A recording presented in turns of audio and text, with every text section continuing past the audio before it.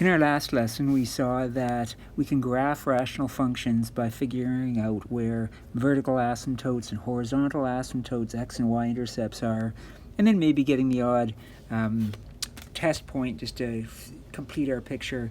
But there was one thing that we didn't get to in the last lesson, and that was oblique asymptotes.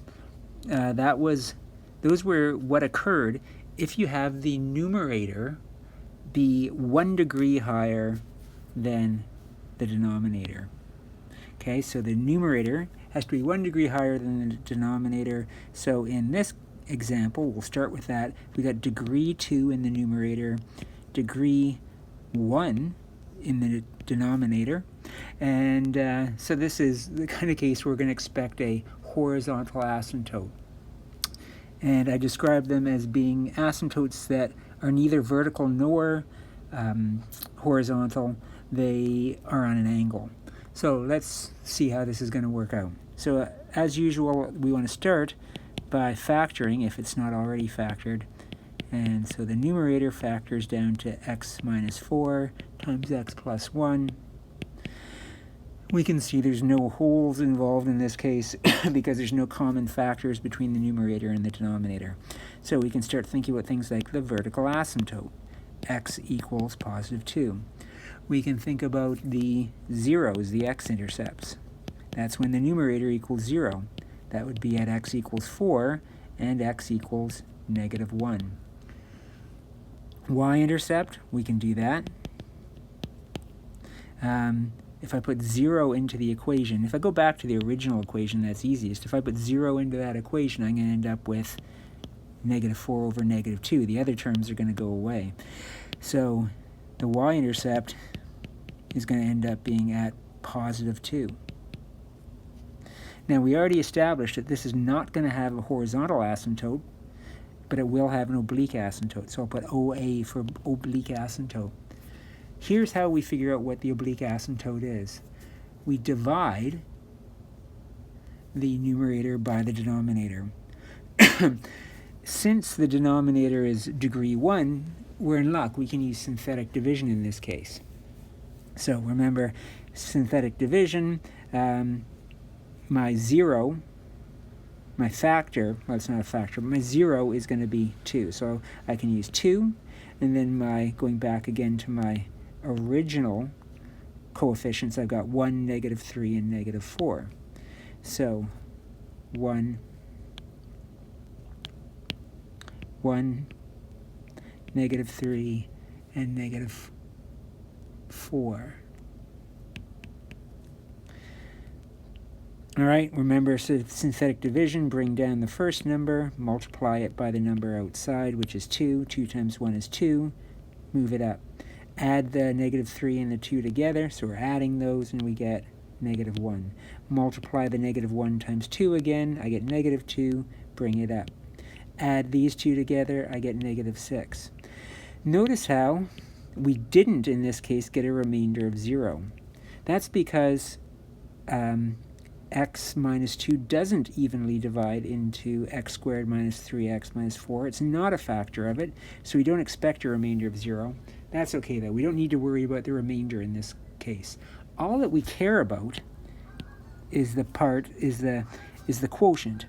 And remember, the way we interpret this is that our answer is, we got a negative, this negative 1 is our constant term. This is the coefficient of our x term, and then we can keep going from right to left to figure out what's what. So I have 1x minus 1, and my oblique asymptote is actually just going to be y equals that. So y equals 1x minus 1. That line is going to give me my oblique asymptote. So let's put everything on the graph. So vertical asymptote, we know how to do that. That's at positive 2. X-intercepts at positive 4 and negative 1. Y-intercept at positive 2.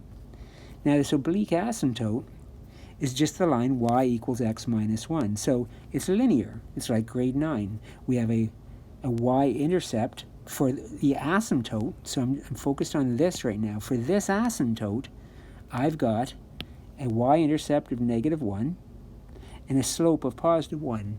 So it's going to go up 1 over 1, up 1 over 1. And again, this is the asymptote I'm graphing here. So the asymptote is going to look like this. It's going to be this slanted line. And this is what our graph is going to get closer and closer to without touching. So based on the points I can already see, I can imagine that this graph, the top left part, is going to go like this, towards the vertical asymptote, and it's going to come down towards the oblique asymptote like this, getting closer and closer to it. And this part over here, again, we're going to go towards the vertical asymptote, and then as far as the oblique asymptote is concerned, it's going to get closer and closer to it like that. And since we haven't seen one like that before, let's go to Desmos and actually type it in to prove to ourselves that that is in fact, what it should look like. Y equals x squared minus 3x minus 4 on the top divided by x minus 2. And there we have it. That looks like our graph, right? And if we want to see, I can show the asymptotes. Remember, we had y equals, let's do the vertical one first. We had x equals 2. So there's my vertical asymptote. And my oblique asymptote was y equals 1x minus 1. That also is an asymptote. And look at that. So we can see the graph is getting closer and closer to that. Even if I zoom out, it's not crossing it. It's just getting closer and closer to those asymptotes.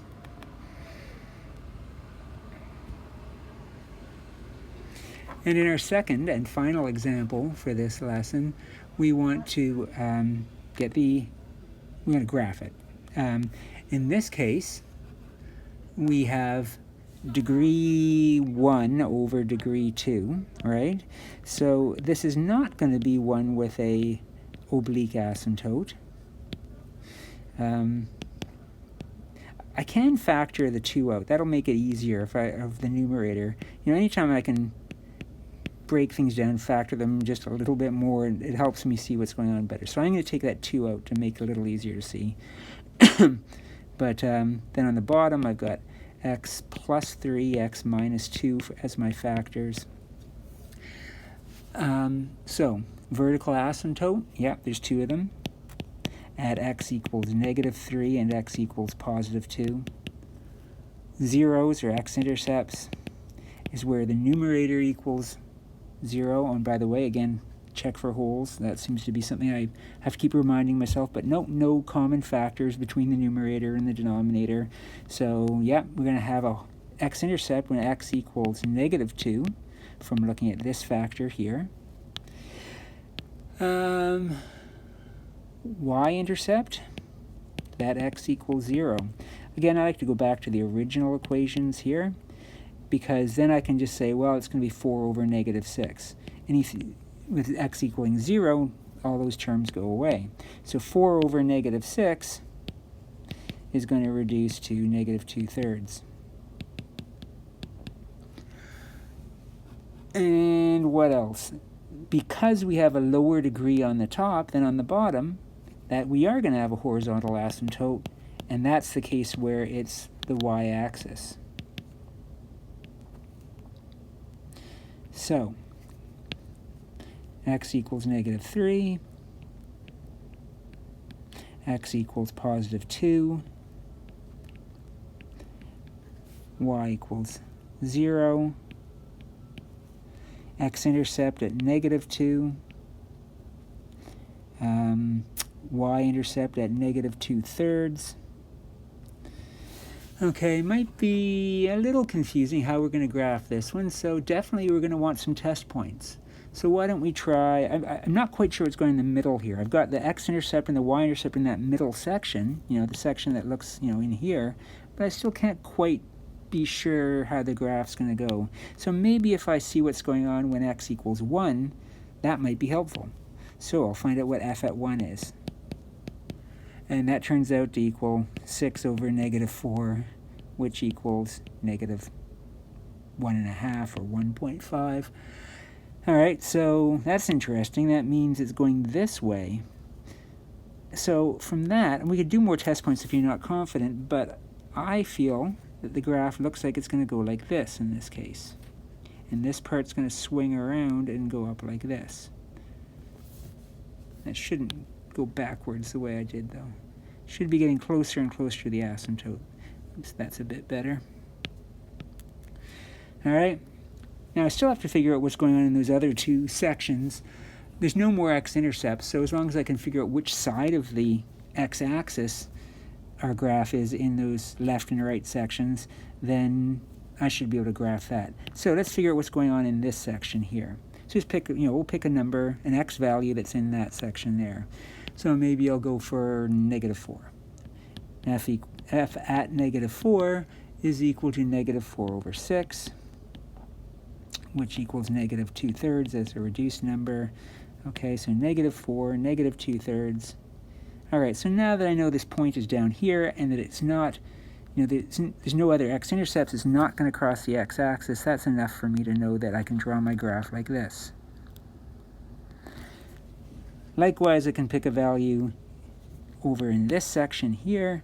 Again, just picking an x value, and so I like to pick them close to the asymptote. So maybe I'll pick 3, an x value of 3.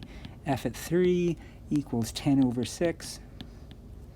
So about 1 2/3.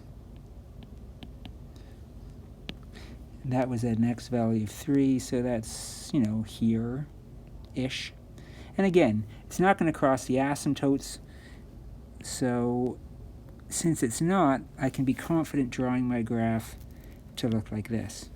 So there's a slightly different look to our rational function, but still, it's following all the rules. So when if we're careful, we put things together, we should be able to come up with a decent sketch without having to resort to Desmos. But that does remind me, let's go to Desmos, let's see what it looks like. Let's confirm.